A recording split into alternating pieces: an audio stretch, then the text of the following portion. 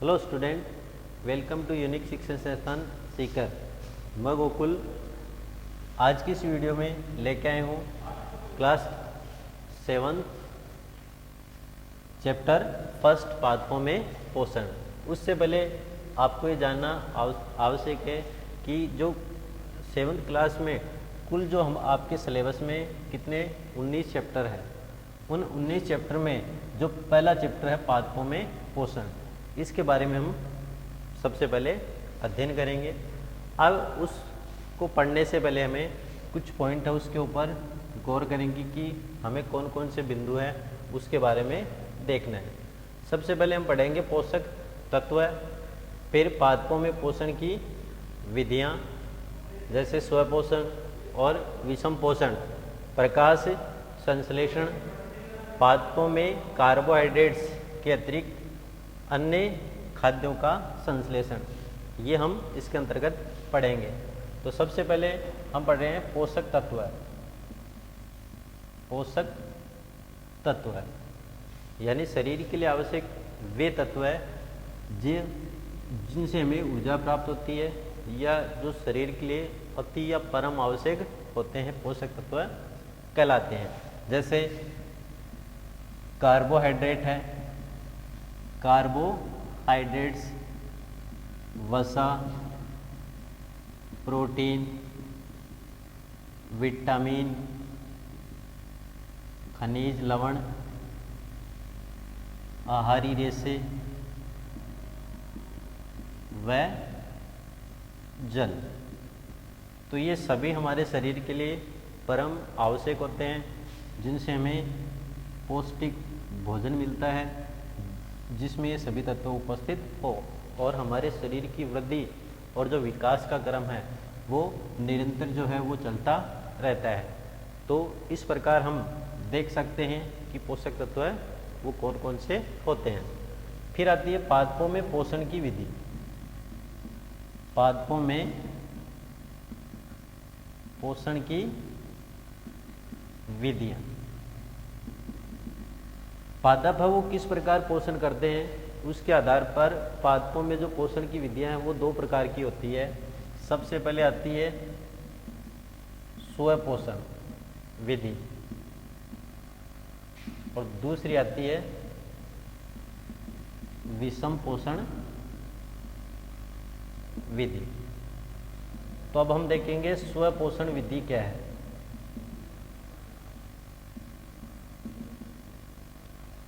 यानी वह विधि जिसमें पादप अपना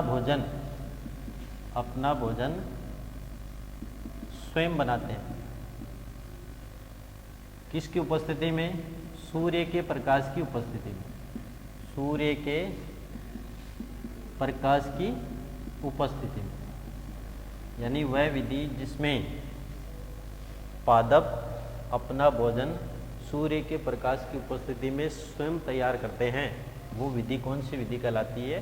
स्वपोषण विधि कहलाती है। उसके बाद में आती है विषम पोषण विधि। विषम पोषण विधि, तो इसमें हम क्या लिखेंगे? वह विधि जिसमें जो जीव जंतु है वह अपना पोषण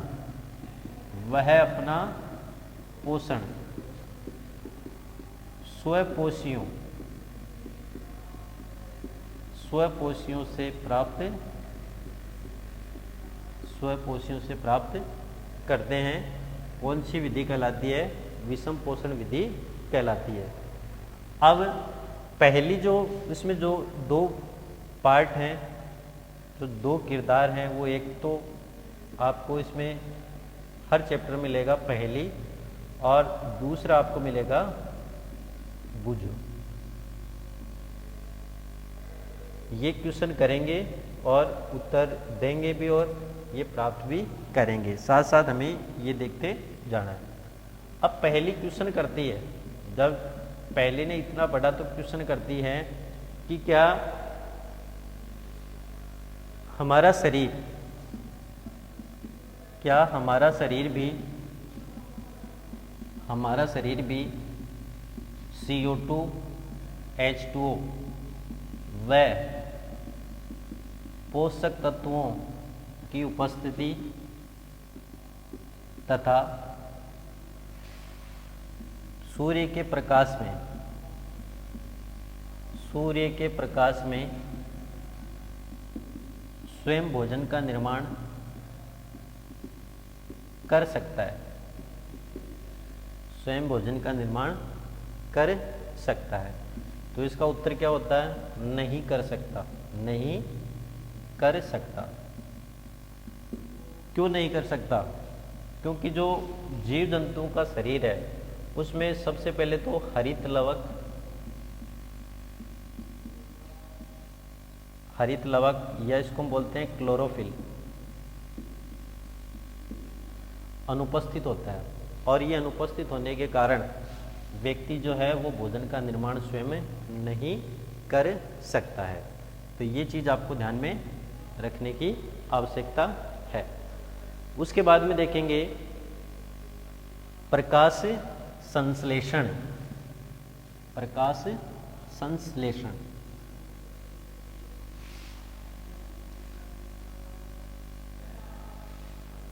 अगला पढ़ेंगे हम प्रकाश संश्लेषण, फोटोसिंथेसिस।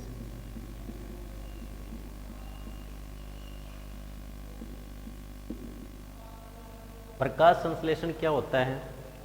तो प्रकाश संश्लेषण की परिभाषा जो होती है उसमें आपको ये पढ़ना है कि जब जीवधारी, जैसे खासकर स्वपोषी वनस्पति, हरे पेड़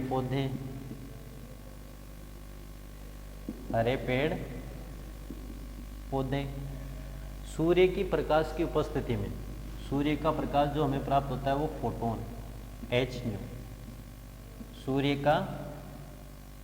सूर्य की प्रकाश की उपस्थिति में अपने भोजन का निर्माण स्वयं करता है। तो उसके लिए क्या चाहिए? एक तो CO2 और एक चाहिए जल। CO2 जल, सूर्य का प्रकाश और पत्तियों में उपस्थित हरे रंग का वर्णक पर्णहरित के कारण, हरे रंग का वर्णक पर्णहरित के कारण भोजन का निर्माण करता है। और ये जो भोजन है जिसको हम बोलते हैं कार्बोहाइड्रेट्स का निर्माण करता है। कार्बोहाइड्रेट्स जो पौधों में तैयार होता है उसका नाम होता है स्टार्च या मंड। तो यहाँ से क्वेश्चन पूछा जाता है, पौधों की जो पत्तियां होती है या पौधों में भोजन का संग्रहण किस रूप में होता है? तो इसका उत्तर क्या होगा? स्टार्च या मंड के रूप में, स्टार्च या मंड के रूप में पौधों में भोजन का जो संग्रहण है वो पाया जाता है। अब उसके बाद में हम देखेंगे कि जो पादप हैं वो प्रकाश संश्लेषण करते हैं और उनको पोषण प्राप्त होता है। अब उसी के आधार पे क्वेश्चन बनता है यहाँ से कि यदि क्वेश्चन पूछ ले कि यदि पौधों में प्रकाश संश्लेषण की प्रक्रिया नहीं हो तो क्या हो सकता है? यानी यदि पौधों में प्रकाश संश्लेषण की प्रक्रिया नहीं हो तो क्या हो सकता है? तो उसके लिए हमें प्रकाश संश्लेषण पता है। तो प्रकाश संश्लेषण की जो प्रक्रिया होती है इसमें एक तो O2 गैस निकलती है, प्रकाश संश्लेषण की प्रक्रिया में O2 गैस निकलती है। तो प्रकाश संश्लेषण नहीं होगा तो जीवधारियों को ऑक्सीजन गैस की पूर्ति नहीं हो पाएगी, जीवधारियों को ऑक्सीजन गैस की पूर्ति नहीं होगी। और क्योंकि जो जीव होते हैं वो चाहे प्रत्यक्ष हो या अप्रत्यक्ष, जीवधारी प्रत्यक्ष या अप्रत्यक्ष रूप से किसके ऊपर निर्भर करते हैं? स्वपोषियों पर निर्भर करते हैं, अर्थात जो हरे पेड़ पौधे हैं उनके ऊपर निर्भर करते हैं।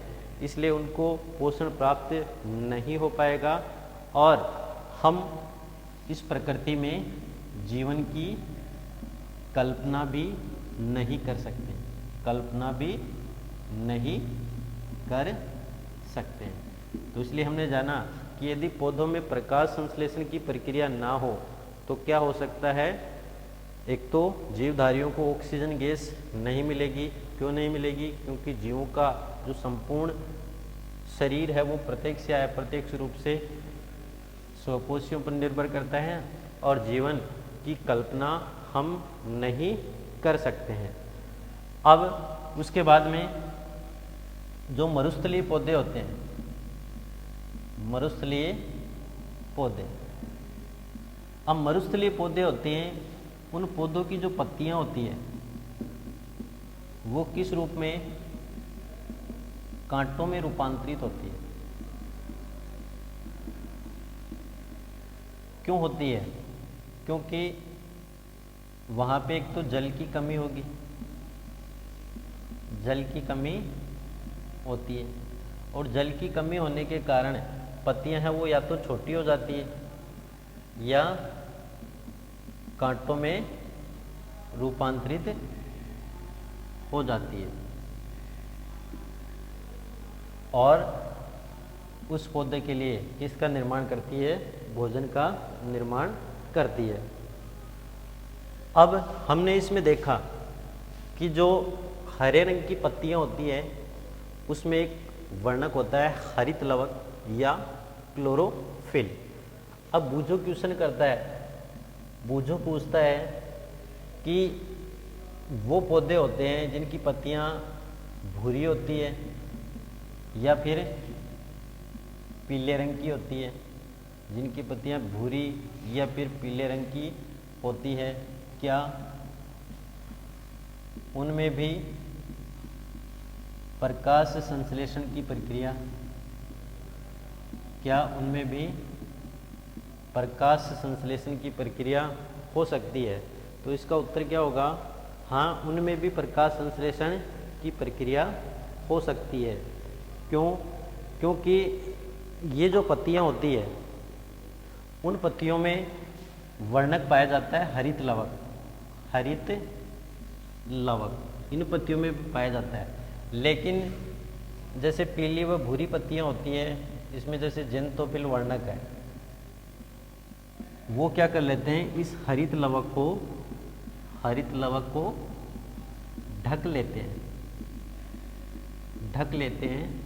इसलिए हम इसको आंखों से नहीं देख सकते हैं और हमें लगता है कि इनमें प्रकाश संश्लेषण की प्रक्रिया नहीं हो रही है, लेकिन वास्तव में इन पत्तियां जो होती हैं भूरे या पीले रंग की पत्तियां, इनमें भी प्रकाश संश्लेषण की जो प्रक्रिया है वो देखने को मिल सकती है। इसी प्रकार एक उदाहरण आपकी जो बुक है उसमें एक और दे रखा है, जैसे शैवाल, शैवाल एल्गी,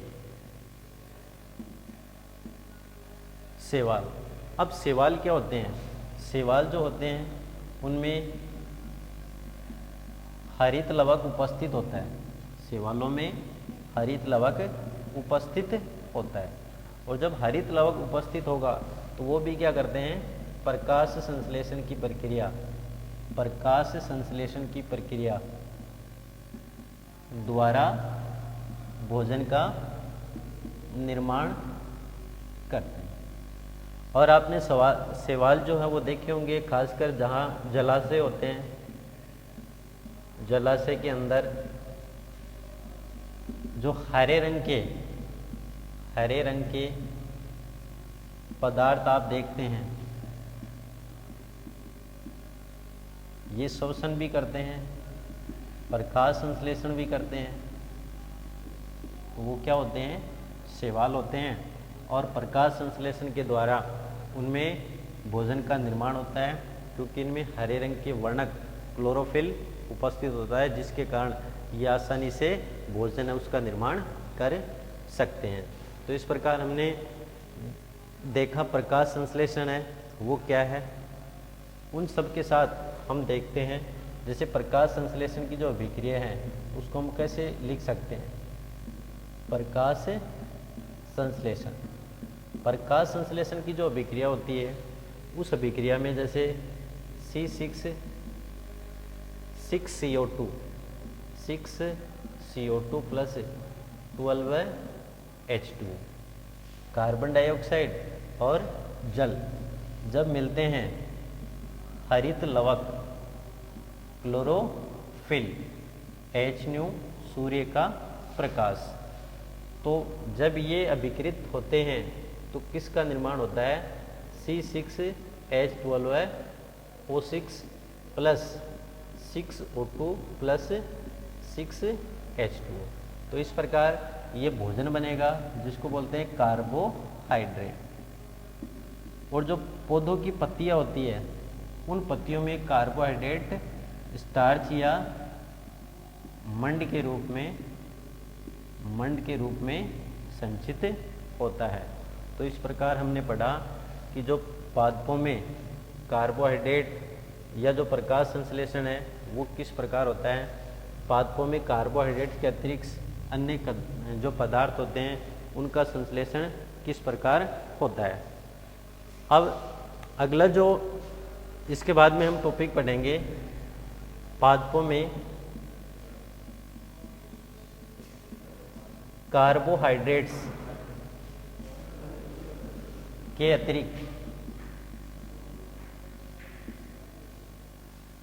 अन्य पदार्थों का संश्लेषण। हमने पढ़ा कि जो प्रकाश संश्लेषण की प्रक्रिया होती है उनमें जो पौधे होते हैं उनमें कार्बोहाइड्रेट्स बनता है और वो कार्बोहाइड्रेट स्टार्च के रूप में संचित होता है। अब हम देखते हैं कि जो कार्बोहाइड्रेट होता है उससे पौधों को कौन कौन से तत्व मिलते हैं। जैसे कार्बोहाइड्रेट होते हैं कार्बन, हाइड्रोजन व ऑक्सीजन से निर्मित होते हैं। कार्बन, हाइड्रोजन व ऑक्सीजन से निर्मित होते हैं।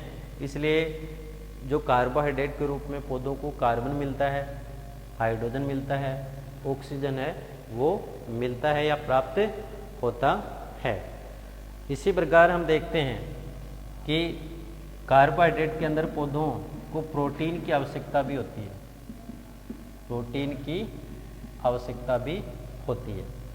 अब ये प्रोटीन है वो पौधों को कहाँ से प्राप्त होता है, उससे पहले हम देखेंगे जो प्रोटीन होते हैं वो किससे निर्मित होते हैं। कार्बन, हाइड्रोजन, ऑक्सीजन व नाइट्रोजन। तो इसमें नाइट्रोजन और शामिल होता है। कार्बन, हाइड्रोजन, ऑक्सीजन व नाइट्रोजन से बने यौगिक क्या कहलाते हैं, प्रोटीन कहलाते हैं।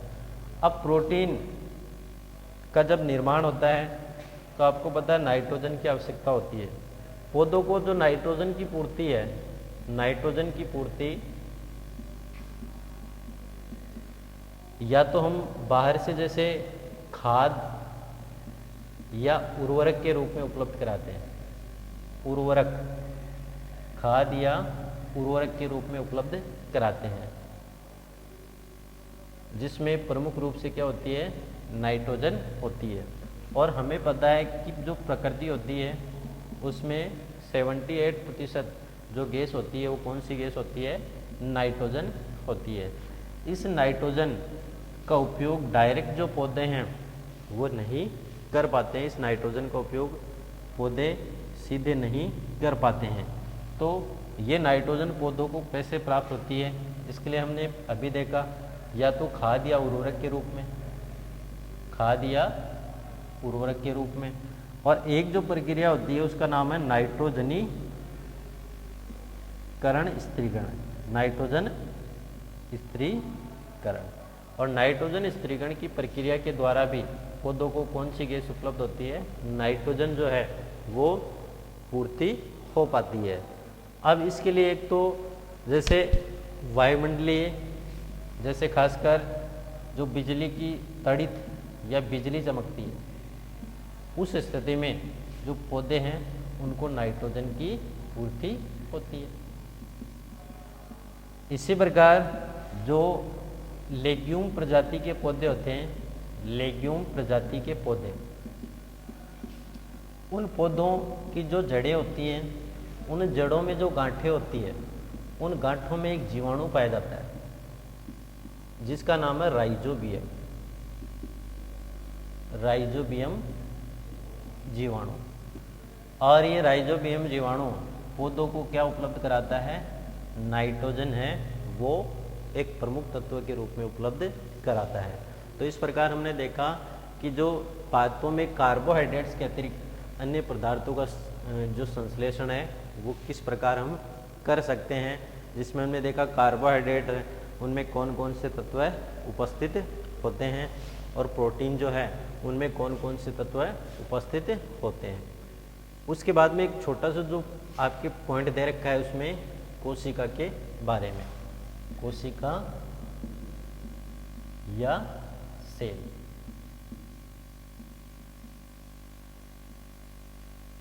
जिस प्रकार जैसे ईंट होती है, अब ईंटों से मिलकर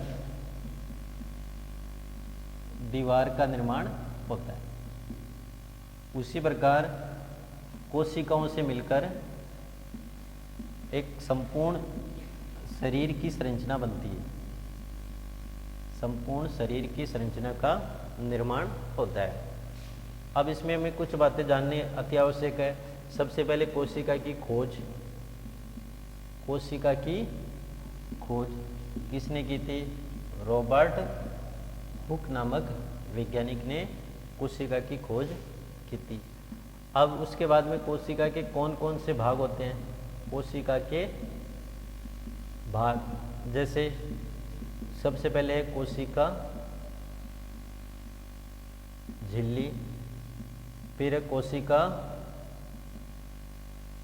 द्रव्य, और तीसरा हम देखेंगे मुख्य जो भाग होता है वो होता है केंद्रक। जैसे ये एक कोशिका है, उसमें ये क्या है?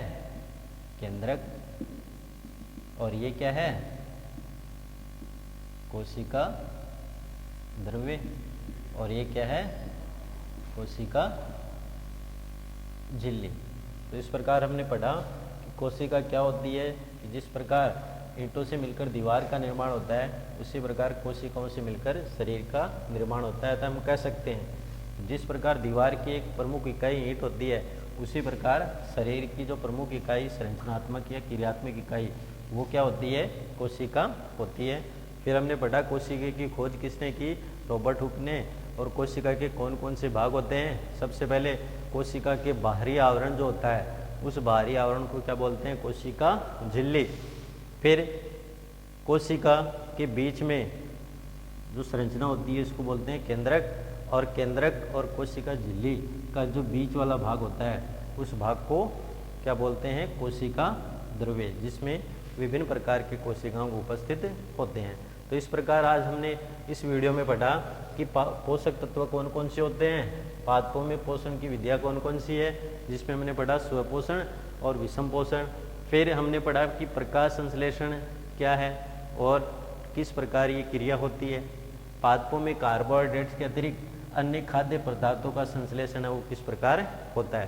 तो इस वीडियो में हमने ये सब जाना। आगे की वीडियो में हम देखेंगे इसके आगे जो भी भाग है वो।